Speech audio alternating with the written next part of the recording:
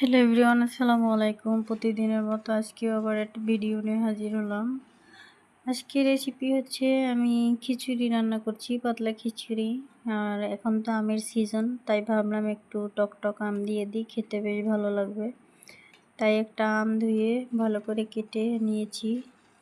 এই যে খিচুড়িটা একটু সেদ্ধ হয়ে আসছে, তারপর কিন্তু আমি এই আমটা দিয়ে দিলাম। আর এখানে কিন্তু একটু বেশি করেই ঝাল দিয়েছি, যেহেতু এখানে টক ব্যবহার করছি, তাই ঝাল ঝাল মনে করেন এই খিচুড়িটা খেতে বেশ ভালো লাগবে।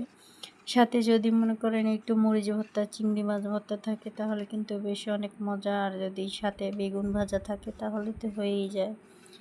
যদি আমার ভিডিওগুলো ভালো লাগে বন্ধুরা অবশ্যই একটু লাইক, কমেন্ট আর সাবস্ক্রাইব করে দেবেন চ্যানেলটারে। সবার জন্য অনেক অনেক দোয়া ভালোবাসা। এই গরমে সবাই সুস্থ থাকবেন, ভালো থাকবেন আর শরীরের যত্ন নেবেন সবাই। এই যে আপনাদের সাথে কিন্তু কথা বলতে বলতে আমি কিন্তু রান্না প্রায় শেষের পর্যায়ে চলে আসছি।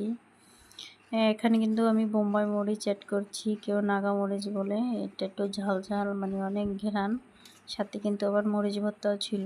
আবার এখানে শুকনো মরিচ দিয়ে ভালো করে একটু ভর্তা করলাম, খেতে বেশ ভালোই লাগবে। সবার জন্য অনেক অনেক দোয়া ভালোবাসা। আর যদি আমার ভিডিওগুলো ভালো লাগে অবশ্যই আপনাদের মূল্যবান মতামত জানিয়ে যাবেন। খিচুড়িটা কিন্তু খেতে বেশ ভালোই হয়েছে। অবশ্যই একটু সাবস্ক্রাইব করে দেবেন আমার চ্যানেলটা, প্রিয় বন্ধু।